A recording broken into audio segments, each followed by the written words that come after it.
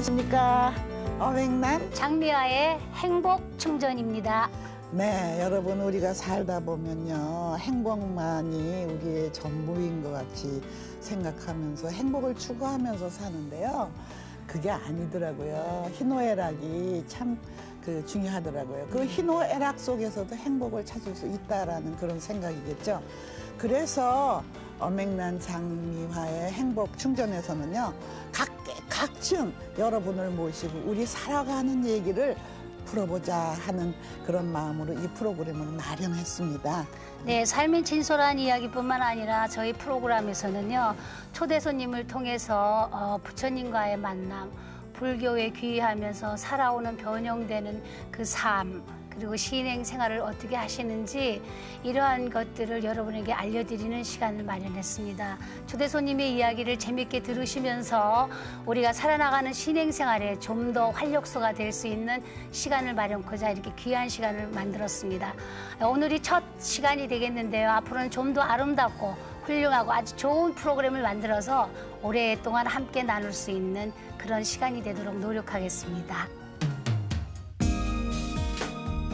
천의 얼굴을 가진 연기자 강부자, 때로는 강인한 여성으로, 때로는 넉넉하고 따뜻한 우리 시대의 어머니상으로 녹익은 연기를 선사하는 배우.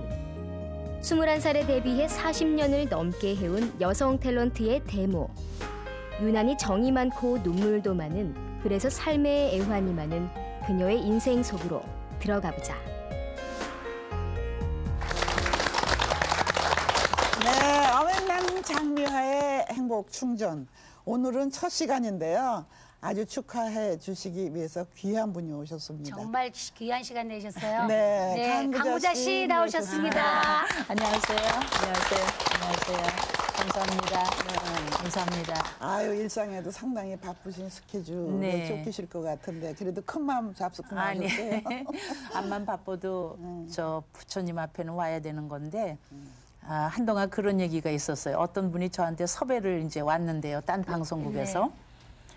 저 강부자 씨는 섭외하기가 어려운 사람인데 불교 방송을 통해서 섭외를 하면 뭐 대본에 된다면서요. 이런 얘기를 그러시더라고요. 네. 그런데 저는 오늘 이렇게 첫 시간인데 대보살 두 분께서 진행하시는 이 프로그램에 저를 첫 손님으로 이렇게 초대를 해주셨는데 제가 과연 이런 좋은 시간에 첫 손님 자격이 있는가 그것도 걱정스럽고요. 하여튼 초대해 주셔서 입구도 감사합니다. 남죠? 아유, 너무 감사합니다. 감사합니다. 요즘 스케줄 굉장히 바쁘실 걸로 아는데 요즘 근황이 어떻게? 요즘 근황이야 뭐 다 여러분들도 생활하시는 바와 같이 뭐 집에서 남는 시간 살림하고 그런 사람들이 아무리 지가 무슨 살림을 할까 그렇게 생각하시겠지만 그래도 한국 부인들은 우리 저 살림을 하게 돼 있죠. 뭐 작은 일이든 큰 일이든 살림하고 또 나가서 주말 연속극 슬픔이와 안녕에 시어머니 해야 되고요. 또 그리고 가끔 요즘은 이제 얼마 전에 산불이라는 연극을 국립극장에서 네, 공연을 끝냈는데 그거 이외에도 한 8년 동안 하는 오구라는 연극을 대단해요. 네, 지방에서 또 와주십사 하고 초청이 오면 주말마다 또 연극하러 지방에 내려가고요. 그리고 또 경조사에도 다녀야 되고요. 시장에도 다녀야 되고요. 또 친구들도 만나서 뭐 가끔 소주도 한 잔 마셔야 되고 노래도 한 곡 불러야 되고 뭐 이러느라고 늘 바쁘죠. 근데 뭐. 세월이 이렇게 오래되셨는데 지금 제가 알기로는 40년이 넘은 연기생을 하신 걸로 아는데 근데 제가 제일 궁금한 거예요. 우리 다 궁금해하시죠? 첫 데뷔가 도대체 몇 살이셨는지 궁금해요. 22살 때. 22살 때 제가 1962년에 데뷔를 했으니까 지금 2005년이니까 만 43년 됐지요. 근데 제가 하여튼 어려서부터 그런 연극도 좋아하고 뭐 여러 가지를 그랬는데 중학교 때 친구들 우리 넷이 단짝이었어요. 근데 그때는 우리 시골은 저는 충청도 강경에서 태어났기 때문에 그렇게 큰 도시가 아닌데 그 당시는 국국단, 그러니까 임춘행과 그 일행, 임춘행과 그 일행은 햇님국국단이었어요, 제 기억으로. 그때는 임춘행, 김경애, 김경수 이런 분들이 하는 큰 극단은 5대 도시, 뭐 대전, 대구, 햇님과 달님. 네, 그런 데로만 가고 네. 은영궁의 봄. 네, 그 다음에 오는 극단이 삼성 국극단 이런 극단이 이제 강경 소도시로 왔어요. 근데 그때 그런 걸 보고 너무너무 그게 멋지고 하고 싶고 막 이래서 그 단짝 친구 넷이서 어느 날 어떤 분이 유명한 분이 있다고 보러 가재요. 그래 갔는데 중학교 2학년 때 이제 말하자면 점을 보러 갔죠. 근데 그분이 한 30대 대신 쪽지고 이렇게 예쁜 아주머니가 앉아 계신데 넷이서 보러 갔는데 손금을 이렇게 보자고 뭐 다 보더니 딴 친구들한테는 그 얘기를 안 하고 저한테 아유 20살만 되면 세상에 따르르 이름을 내겠다. 그래요. 중학교 2학년 때인데 20살만 되면 세상에 이름을 따르르 내겠다. 하여튼 그랬는데 딴 친구들한테는 그런 얘기가 없었어요. 네. 제 얘기만 기억을 했는지도 모르지요. 그래서 이제 오면서 어머 내가 20살 때 어떻게 세상에 이름을 따르르 낼까 그랬거든요. 근데 제가 22살에 이름을 따르르 냈어요. 그러니까 그분이 한 2년 시차가 있었는데 이제 어렸을 땐 제가 판사나 변호사가 되는 게 꿈이었죠. 그랬어요? 6, 7살 때 그때 강경의 그 조그만 도시에 살았지만 그래도 꽤 상권이 발달한 그런 도시죠, 강경이. 근데 아침에 일어나면은 새벽같이 어디를 그렇게 돌아다녀요, 제가. 5, 6살 때. 네. 그때는 뭐 유괴범도 없었고 어린애 어디로 뭐 체포 이런 것도 없었으니까 맘 놓고 돌아다녔을 거예요. 그래서 막 다녀와면 우리 아빠, 엄마가 부자는 어디를 그렇게 갔다 왔냐? 그럼 아버지 어디 가니까 무슨 일이 있고 어디 가니까 누가 어떻고 어디 가니까 어떻고 막 얘기를 하면은 우리 아버지가 아이고 우리 부자는 조간신문이로구나 그러셨어요. 하도 그렇다고 어른들이 저렇게 똘똘하고 저런데 이 다음에 커서 뭐가 되려고 그러냐 너는 그럼 판사나 변호사 될 거예요. 네. 판사나 변호사 돼서 뭐 하려고 그러면 불쌍하고 가난한 사람들을 위해서 재판을 잘 해줄 거예요. 그랬죠. 네. 그랬는데 판사나 변호사 된다는 게 조금 지나더니 6, 7살 때는 나는 아나운서가 될 거예요. 아나운서가 될 거예요. 그러다가 7살 때 추석날 저녁에 우리 집 대청마루에다가 엄마 치마를 쭉 붙여서 막으로 쳐놓고 동네 꼬마들을 다 모아놓고 연극을 했어요. 제가 이제 꾸미고 연출 작 다 했죠. 주인공. 그래가지고 우리 엄마 보고 엄마 아주머니들 좀 맛있는 것 좀 드리라고. 그래놓고 동네 아주머니들 다 모셔놓고 연극을 했지요. 그게 제 첫 데뷔 무대고요. 그로부터 학교 다니면서 이제 차츰 이제 생각이 커지고 이렇게 보는 눈이 달라지고 그러는데 그 당시에 청실, 홍실, 산 넘어 바다 건너, 장희빈 이런 라디오 연속극이 막 그냥 나올 때. 그래서 맨날 라디오 뒤를 뚜껑을 열고 이 속에 도대체 사람이 몇십 명이 들었길래 이렇게 재밌는 연극을 하나 막 이러고 보고 그럴 때였죠. 지금도 그래요. 그래가지고 학교를 제가 10살 때가 6.25가 났지요. 그럼 이제 제가 강경여고를 다니는데 그때는 이제 나는 성우를 해야 되겠다. 성우가 내 천직이다. 나는 꼭 그게 하고 싶다.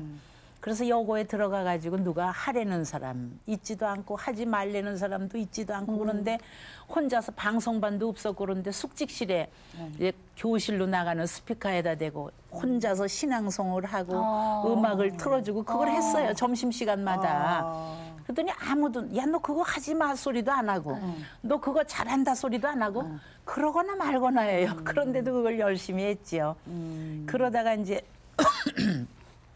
대학을 음대를 가느냐 법대를 가느냐 뭐 이러다가 6.25 때 우리 집에 폭격을 당해가지고 집안이 가산이 이제 기울고 뭐 이러면서 대전에 연고가 많고 우리 본적지가 대전이고 그러니까 서울까지는 가기가 힘들고 대학을 대전으로 가자. 그래서 대전으로 이제 통학도 할 수 있고 친척도 많고 그러니까 가다가 어느 날인가 성우 모집이 없고요. 탤런트 모집이 있더라고요. 그게 1962년 3월 달이었는데 일기생 모집 때는 이제 이쁜 사람만 뽑았죠. 그래요? 김혜자, 정혜선, 태연실, 박주아 뭐 이런 사람들. 아니에요, 괜찮아요. 그런데 이기생 뽑아놓고 보니까 너무 미인들만 뽑고 너무 이쁜 사람만 뽑아놓으니까 신우이 시킬 사람도 없고 시어머니 시킬 사람도 없고 중매쟁이 시킬 사람도 없고 하여튼 이렇게 인물은 좀 구색이 맞아야 되는데 그래가지고 1기생 뽑고 3개월 만에 2기생 모집이 있었어요. 그때는 저희 집에 텔레비전도 없었고요. 의정부에 사시는 고모님 댁에 하루 놀러 갔더니 고모네 언니가 얘 부자야 우리 저녁 먹고 저 학교 운동장으로 테레비 구경 갈래? 그래요. 언니가 그래서 운동장에서 왜 테레비를 해? 그랬더니 운동장에 나가면 테레비 있다? 그래요. 고모네 언니가. 나가보니까 운동장에 이제 그때만 해도 텔레비전이 너무 귀할 때니까 큰 화면이 그 교탁 위에다 올려놓고 교단 위에다 올려놓고 동네 사람이 다 모여서 영화 구경하듯이 하는데 나가서 이렇게 보니까 외국 사람들이 한국말로 막 얘기를 해요. 가만히 보니까 너나리도 쇼라는 걸 하는데 한국말로 녹음을 한 거예요. 그래서 우리는 뭐 또 어머 미국 사람들이 한국말을 너무 잘한다 막 이러면서 봤죠. 그게 텔레비전을 처음 구경했고 그리고 시험을 보러 갔어요.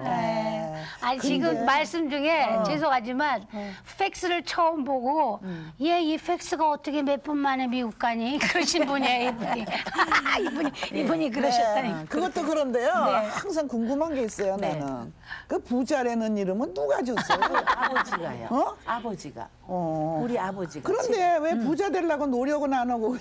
아유, 부자는 그냥 이름 자체가 부자고 저는 이렇게 얼굴 보면은 제가 만약에 일주일을 굶어서 어떻게 됐다 해도 그 사람 아마 부황 나서 굶어 죽었다. 네, 굶어 죽었다 소리는 절대 안 할 거예요. 너무 많이 먹어서 부황 나서 얼굴이 벌써 이렇게 따르잖아요, 부가. 하여튼 그런 속에서 근데 뭐 요 세 사람이 다 거의 비슷하네요, 먹은. 네. 그렇게 해서 탤런트가 됐지요. 2기생 모집에. 근데 강구자 씨 젊어서 사진을 여러 번 봤는데 복성스럽게 생겼더라고요. 이쁜 거 하고는 이렇게 날씬했어요, 생각이 또. 틀려요. 그렇다면 남자들이 프로포즈도 많이 했을 것 같은데. 굉장히 날씬했었어요. 귀여운 사람. 그분의 그 죄송하지만. 프로포즈 한 중에 한 분이 남편이세요? 네. 어떻게 해서? 믿기지 분이? 않으시겠지만 예. 제가 남산에 들어가니까 저 아기 낳기 전에는 허리가 22, 23이었어요. 그랬죠, 글쎄. 첫 아기 옛날 낳기 사진 전에. 봤어요. 그리고 옛날 사진 보시면 참 옛날 어른들이 좋아하는 스타일의 부잣집 맏며느리감.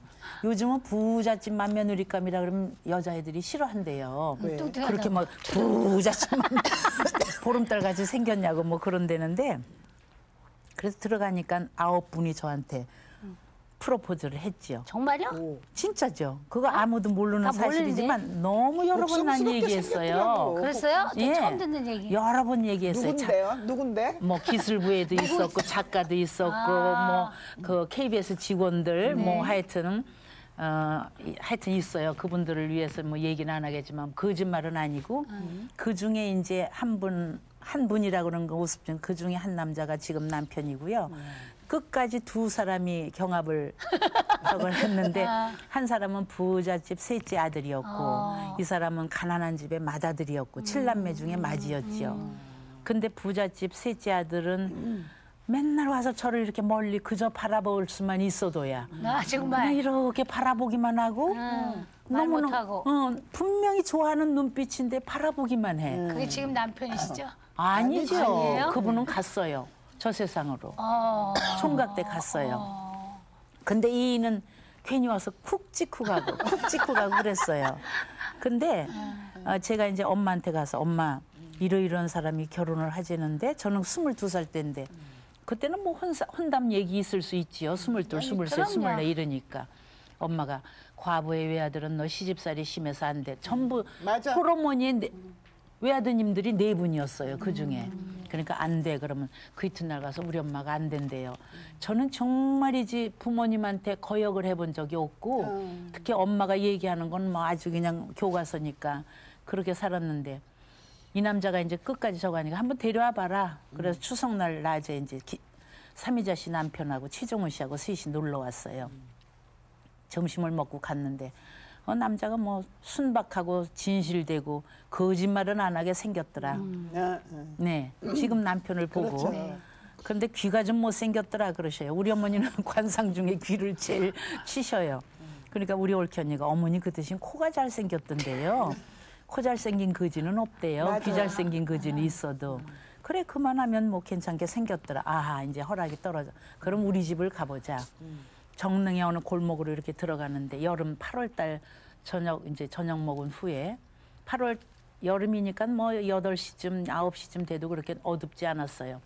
골목길에 애들이 막 노는데 어떤 꼬마둥이 하나가 러닝샷 소매 없는 거 입고 팬티는 안 입고 고추를 덜렁덜렁 하고 노는데 둘이 이렇게 들어가니까 탁 보더니 엄마야 강부자 온다. 그리고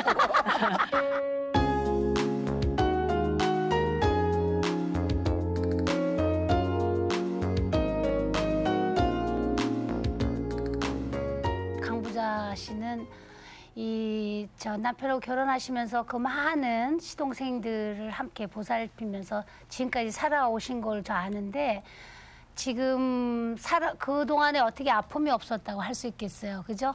한 번도 밖에서 밝히지 않은 이야기들을 좀 털어놓게끔 저희들이 의도를 하겠습니다. 하나도 밖에 털어놓는 워낙에 눈물이 많으시고 정이 많으셔서 좀 얘기를 안 하려 했는데 그때 시어머님도 다 불교시고 어머님 아버님도 다 불교시고 해서 같이 부처님과 함께 접하게 되시면서 네. 다 가족들을 이끌고 함께 나가실 때 얼마나 어려움이 많았었겠어요. 네. 그때 생방송을 하면서 제가 듣기에 31번씩의 생방송을 했죠. 하고 네. 녹화하고 그러셨던 그때 예, 한 달에 31번. 우리 솔직히 그때 남편하고 가족 모시고 살기 얼마나 어려웠는가. 근데 처음부터 주의를 따로 내주셔서 가족은 모시고 살지 않았지만 그때는 그렇게 텔레비전 녹화를 하려면 밤새는 경우가 많았어요. 네, 네. 밤을 밤을 새우고 막 아침에 들어가서 그날 또 녹화할 거를 또 준비해 갖고 나와야 돼요. 지금은 코디들이 다 해주죠. 작품만 받으면 배우들한테 옷 입혀주지, 그렇죠. 메이크업 해주지, 네. 머리 해주지, 몸만 가서 이렇게 있으면 되거든요. 저는 지금도 코디가 없이 제가 다 하지만 네.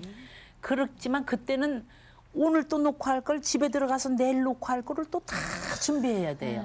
그리고 오늘 끝나고 집에 들어가면 또 내일 그러니까 한 달에 31번을 제가 촬영을 해야 되니까 그만큼 많이 팔렸기 때문에 오늘날 이렇게 강부자가 있는 거겠지만 의상도 다 준비해야 돼요? 의상 아이고. 내가 했죠. 그래요? 왜냐하면 소품실에 있는 걸 입으면 의상실에 있는 걸 입으면 강부자도 있고 누구도 있고 다 똑같아요. 네, 똑같은 맞아요. 옷을 또 입고 하니까 저는 나 나름대로 그러니까 생선장사 역할을 맡으면 생선장사 아주머니들한테 가서 돈 주고 그거 비린내 나는 앞치마. 그거 거기 생활의 때가 묻어야 되니까 또 지나가다 저 의상이다 그러면 저기 이거요 제가 돈 드릴 테니까 저한테 파세요. 이렇게. 그래서 그때 이제 돌아가신 이민자 선생님이 이민자 씨, 예.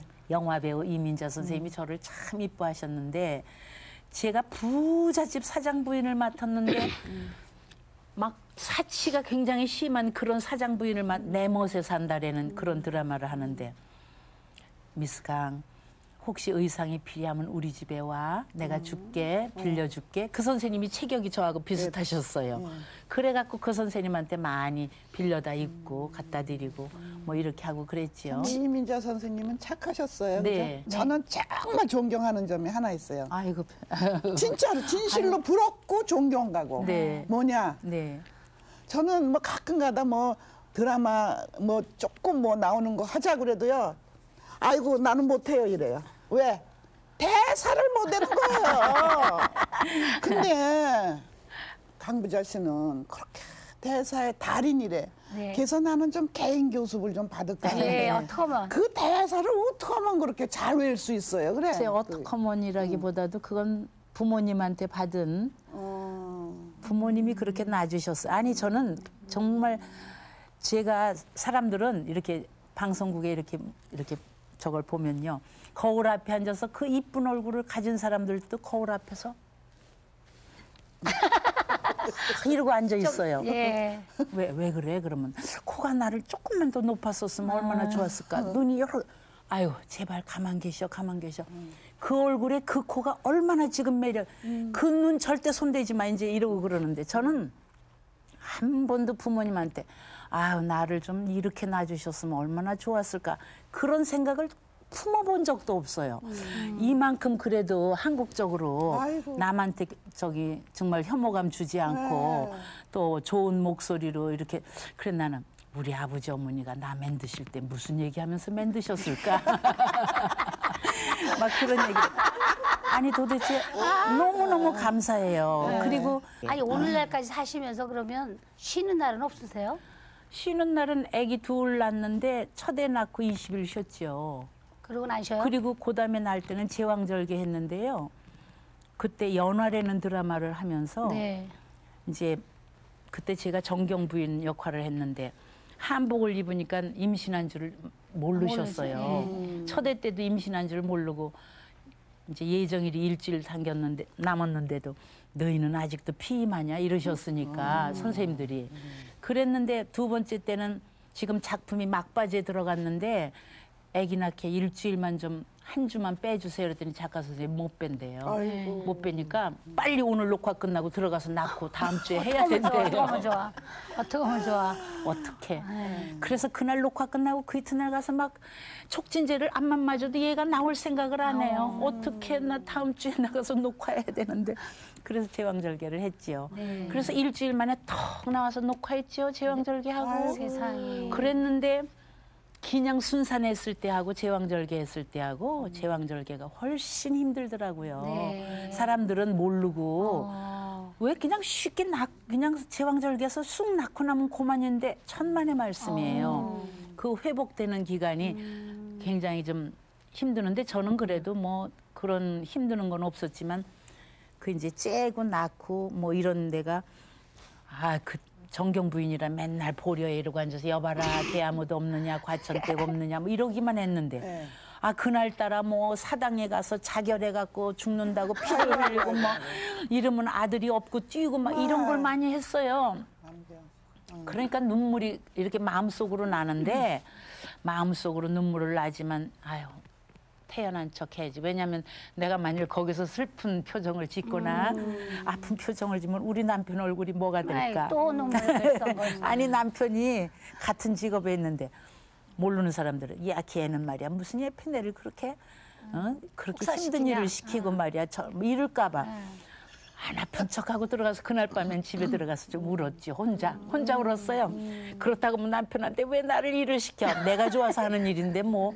또 엄마한테 가서 엄마 나 오늘 힘들었어. 그럼 우리 엄마 마음이 아플 테니까 전혀 표시 안 하고 그냥 혼자서 이 아픈 걸 누가 알까 이러면서. 네, 그 네. 오구라는 연극을 하실 때도 저는 너무너무 손님이 많아서 계단에 앉았었잖아요. 2번을 가서 뵀는데 계단에 앉았는데 그 오구를 하실 때 진짜 가슴 아팠었어요. 저도 네. 보면서 정말 연극이 너무너무 제가 웬만한 그 이상한 연극을 보면 이렇게 약간 자거든요. 죄송하지만. 근데 가서 진짜 너무 잘 보고 눈물이 글썽했는데 그 오구를 영화까지 만드셨잖아요. 네, 그죠? 영화까지 지금도 계속 다음에 또 하신다며요? 그게 10년을 제가 하기로 약속을 했거든요. 근데 이제 8년이 됐으니까 네. 2년을 채워야지 10년이 돼요. 대단하세요. 그러니까 2년을 해야 되겠고 제가 현역으로는 하여튼 80까지 할 생각을 하세요. 아니, 여러분. 그렇죠. 지금 80이 60인데 뭐. 강부자 선생은 그 이 역할 저 역할 뭐 안 해본 역할이 없는데 네. 그 브라운관에서는 네. 국회의원 역할은 안 하셨어요. 진짜로 국회의원 하셨죠? 역할은 안 하셨는데 실제로는 하셨단 말이에요. 탤런트 여자분으로서 그러니까 위로 아니에요? 천 가지 만 가지를 다 해보셨어요. 네. 근데 그 국회의원 하시느라고 너무너무 애쓰시는 거 봤고요. 네. 그런데 그 정치인으로서 물러나시고 나서 뭐 이런 것 좀 해봤으면 좋았을 텐데 하는 어떤 그런 미련 같은 건 안 갖고 계세요? 제가 국회의원 3년 했어요. 1년 후에 승계를 받았기 때문에. 근데 저는 그 국회의원이요. 제 실력으로 된 게 아니고 전국구 승계를 받았기 때문에 이렇게 물려주신 걸 받아서 그냥 떠밀려서 국회의원을 했지요. 근데 제가 거기에 대해서 의욕을 가지고 좀 더 왕성하게 열심히 법안도 만들고 뭐 하고 이랬었으면 되는데 그 당시에 저한테 이상한 루머가 너무 많이 돌았어요. 그랬어요. 난 못 들었어. 그래서 저는 제 생각과 제 의지와 제 뜻과는 달리 강부자의 생에 대해서 너무 추접하다 그러기는 그렇죠. 너무 치명타를, 예, 예. 추접스럽다는 말조차도 하기 싫을 정도의 그런 루머가 많이 돌고 제가 무슨 뭐 정말 말 나온 김에 후배를 소개해서 소개비를 띄어먹었다는 둥, 누구 재벌 총수한테 맞아요. 거짓말을 해갖고 잿더리로 얼굴을 맞았다는 둥, 강남에 빌딩을 받았다는 별별 소문이 다 돌고 그래서요. 국회의원을 내가 왜 했든가? 내가 그런 걸로 이런 거 받은 거 아닌데. 막 내가 내 삶의 목표는 그게 아닌데 내가 강 부자는 앞으로 어떤 사람이 될 건가를 나는 너무 뚜렷한 목표가 있는데 내가 이런 소리를 들어가면서 막 하여튼 그러고 예를 들어 저는 국회의원 사무실에서도 후배들을 놀러 오라 소리를 못했어요. 한 번도 저도 가본 적 없어요. 장미화 씨하고 그렇게 친하고 그렇게 정말 가정적으로 친해도 미화야 너 내 사무실에 한번 놀러 행여라도 누가 근처에서 누가 볼 때 색안경을 쓰고 제가 또 사무실에 연예인들을 불러들여서 이런 얘기도 또 하도 남의 말을 헛된 남의 말을 내기를 좋아하니까 그랬는데 하여튼 그런 속에서도 14대 국회 때 제가 14대였는데 국회 안에 법당이 생겼어요. 네. 법당이 생겨서 법당 부처님 저만식 하는 날 제가 꽃 공양을 했고요. 그리고 제가 국회에 들어가서 의원 선서하는 날 부처님의 말씀을 가지고 인사를 했어요. 네. 부처님 말씀에 향산종에서는 향내 나고 생선 묶은 지푸라기에서는 비린내가 난다. 그 얘기를 이제 인사를 했는데 그래서 모쪼록 나는 향산종이가 되고 싶다. 이렇게 이제 인사를 했어요. 그랬더니 사무처에서 그 직원이 저한테 전화가 왔어요. 역대 14대까지 하는 동안에 부처님 말씀을 들어서 인사한 사람은 하나도 없었다. 그래요. 거기에는 불자들도 많이 있다. 네. 근데 처음 있는 일이다. 네. 너무 감사하고 고맙다. 네. 이런 말씀을 하셨어요.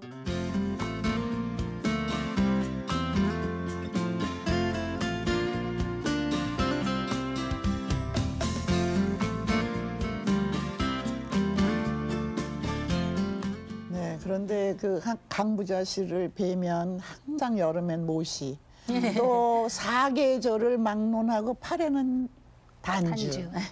그런데 그 단주를 그렇게 열심히 끼고 다니시는 거 뵈면은요, 상당히 아주 불자로서는 아주 열렬한 그런 불자라고 생각하는데 어떻게 해서 처음에 불교에 입문하시게 되셨어요?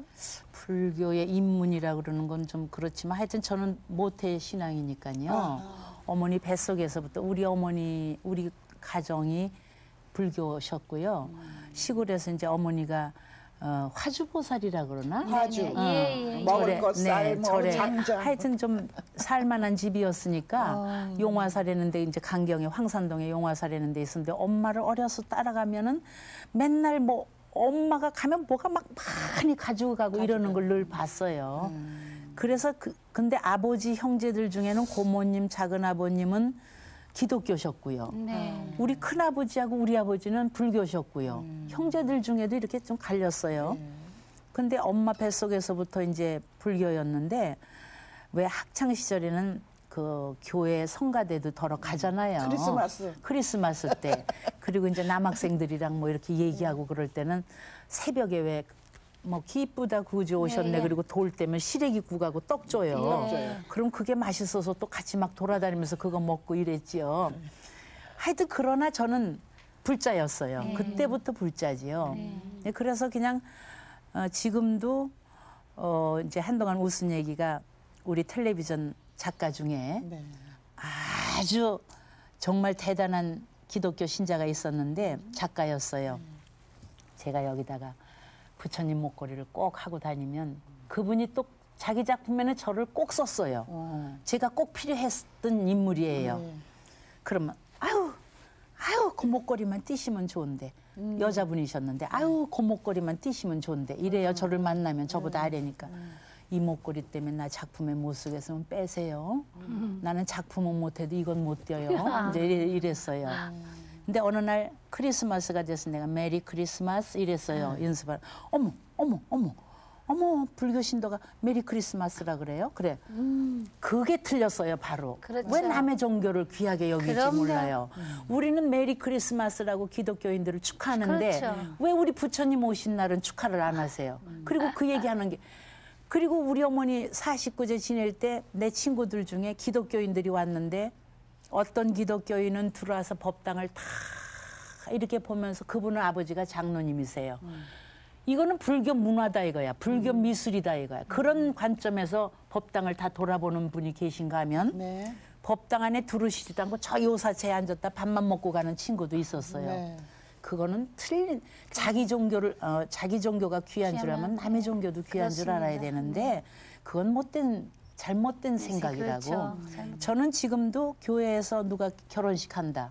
꼭 가요. 하죠. 그럼요. 가서 뭐 자 다 같이 기도합시다. 오늘 모여 찬송하면 뭐 어쩌고저쩌고 찬송가 나오면 옛날에 성가대에서 하던 생각이 예, 나서 예. 해요. 그러면 예. 옆에서 어머 찬송가도 할 줄 알아. 할 줄 알지? 해. 마지막에 아멘 그러면 저는 관세음보살.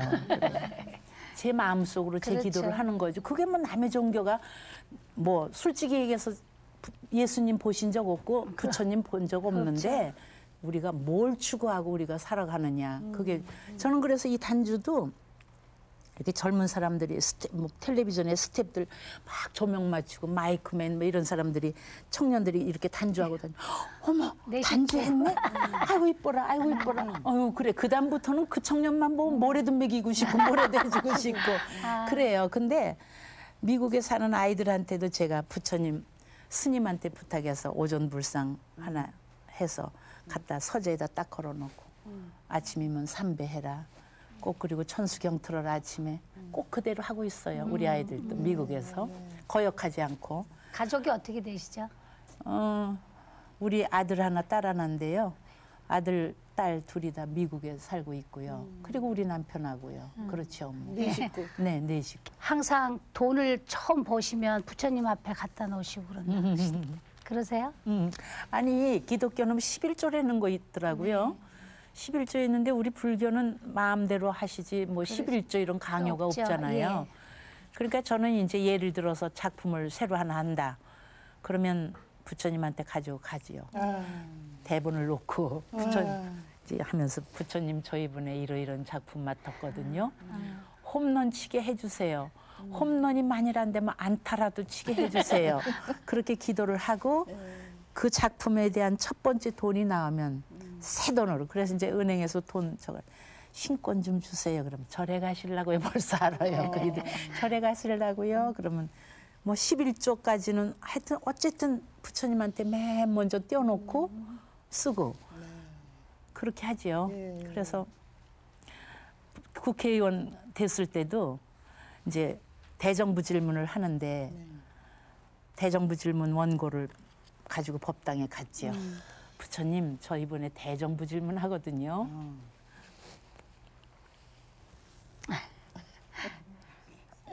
생각하시니까 아픈. 아니, 왜냐면요. 우리 아버지가 저를 7남매 속에 제일 기대를 하셨고 아들, 네, 딸 셋, 7남매 속에 제가 5번째고 딸로는 막내인데 제일 이뻐하시고 기대를 많이 하셨어요. 부자에 대해서. 그런데 아버지가 만약에 내가 국회의원 된 걸 보셨으면 얼마나 좋아하셨을까 그 생각이 들어서 대정부 질문하는 날도 만약에 우리 아버지가 저기 지금 방청석에 와서 보고 계시다면 얼마나 흐뭇해하시고 좋아하셨을까 그런 생각이 들었어요. 그래서 부처님한테 가서 이제 원고를 놓고 부처님 저 이번에 대정부 질문하는데 잘하게 해주세요. 실수 없게 해주세요. 이제 이래 놓고 첫 번 세비가 나왔어요. 첫 번 국회의원 세비가 나왔는데 딱 부처님한테 얼마, 시아버지한테 얼마, 시어머니한테 얼마. 그때도 우리 어머니는 안 계셨을 때니까. 그래서 시아버지, 시어머니 용돈 부처님한테 세비 나와서 제일 먼저 한 일이 부처님한테 이렇게 했지요. 그래서 지금도 무슨 하여튼 일이 생겨서 새로 이렇게 그러면 부처님한테 제일 먼저 이렇게 줌살 모으듯이 우리가 줌살 모은다고 그러죠. 이렇게 딱딱 떼어놨다가 이제 절에 갈 때 이렇게 하죠. 감사합니다. 아이고. 그런데 이제 서울에 계시면은 이제 고향에 있는 절은 모르셔서 못 가시겠고 고향에는 어떤 절이고 서울에는 어떤 절을 드리세요? 고향 뭐 부처님 계신 데는 다 마찬가지지요. 그럼요. 어디든지. 근데 뭐 그리고 요즘 사람들이 무슨 뭐 너무 저는 이렇게 절이 화롭거나 너무 부자인 절은 잘 안 가요. 이렇게 조그마하고 소박하고 예. 그러면서도 그 네. 속에 정말 부처님의 뜻이 있고 네. 부처님이 계신 곳이면 이렇게 조용하면서도 이렇게 뭐라 그럴까 가난하다 그러면 좀 표현이 그렇지만 하여튼 이렇게 겸손하고 정말 부처님의 말씀만 올바로 전하고 이런 데가 좋고 그래서 전국을 다 돌아다니는데 한동안은 제 아이가 중학교 1학년 입학을 해가지고 저희 아들아이가 체육 시간에 다리를 다쳐가지고요. 그래서 걔가 병원에 있는 동안에는 그때 제가 황인용 강부자라는 라디오 네, 프로그램을 9시부터 11시까지 딱 2시간이 끝나면 토요일 날마다 3일 불공을 다녔어요. 네. 스님 모시고 전국을 안 가본 데가 없어요. 사리함에서 말씀합디다. 사리암, 보리암, 홍련암 뭐 하여튼 뭐 전국 기도처는 다 가고 보궁은 다 가고 막 그렇게 다니는데 근데 이상하게 벌써 보리암 간다고 딱 날 받아놓으면 저는 보리암에 부처님이 그런 모습으로 앉아 계신 줄도 몰랐죠. 저는 사실 불법에 대해서 잘 몰라요. 그리고 법문도 잘 모르고 그래 그냥 누구한테 뭐 이렇게 불교 전파도 잘 못해요. 그냥 저 마음속으로만 혼자 그냥 그렇게 하지요. 근데 나를 받아놨는데 딱 부처님이 저한테 꿈에 보이시는데 월계관을 탁 쓰고 저한테 이리 오라고 이쪽으로 오라고 이쪽으로 오라고 그러셔요. 아 보리암에 딱 가니까 그렇게 쓰고 계시더라고요. 너무 깜짝 놀랐지요. 그러니까 저는 이제 예를 들어서 저는 이제 택시를 탈 때도요. 딴 사람들이 이렇게 줄을 서 있는데 딴 사람이 옆치기 하면 여보세요. 이분 타실 차례예요. 그건 해요. 맞아. 저는 그건 하는데 내가 탈 차례에 저분이 타시면 그냥 가만히 있어요. 아니야. 저 택시하고는 내가 연이 안 맞아서 안 맞아서 딴 분이 탔을 거야. 그냥 가게 하는데 딴 사람이 타면 꼭 여보세요. 이분 타실 차례에 그걸 하거든요. 그러면 이제 가만 있어. 왜 웃으세요? 이러고 있는데 제가 이제 정말 가야 될 시간인데 택시가 안 와요. 그러면 어머 부처님 마음속으로 저는 이제 지금은 타야 돼요. 지금 저는 혼자서 그렇게 지금 타야지 안 그러면 제가 늦거든요. 그리고 있으면 저쪽에서 택시 하나 오는데 염주를 이만한 걸 탁 타는 차가 와요.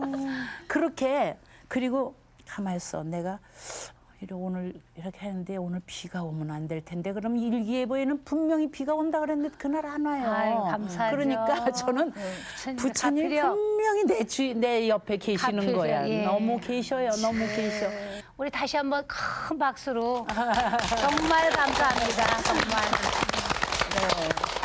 이렇게 그 오랜 세월을 두고 이렇게 부처님을 정말 믿으셨죠. 그럼요. 크게 믿으신 의지하시고. 거예요. 예. 그런데 그 불자들한테 하시고 싶은 말씀이 있으면은 좀 해주세요. 불자들한테 제가 참 저는 이제 정릉의 대성사라는 절에를 다녀요. 네. 비구니 스님들이 계신 데고요. 그리고 뭐 전국 절에는 많이 다니죠. 뭐 아까 말씀하신 사리암도 가고 양진암도 가고 대구에 좋죠. 양진암도 가고 뭐 많이 다니지만은 이렇게 가보면 남이 꽂은 초를 쏙 빼놓고 자기 초를 꽂아요. 맞아. 그러면 그거 안 되죠. 그럼요. 그리고 스님이 너무너무 지금 목이 아프셔서 막 연부를 하시는데 향을 갖다가 지금 타고 있는 향이 있는데도 향을 갖다 더 꽂으셔요. 물론 내 향을 피워서 부처님께 공양을 하고 싶지만 향 공양을 하시고 싶겠지만 그래도 스님 목을 생각해서 그것도 안 하셨으면 좋겠고. 근데 뭐 우리 불자들만 그런 게 아니고 딴 종교도 마찬가지겠지만 어느 땐가 그 요한 바오로 돌아가신 그 신부님이 오셨을 때 천주교인들이 여의도 광장에 100만 인파가 모였을 때 실오래기 하나가 없었대거든요. 글쎄 끝나고 갔을 때. 네.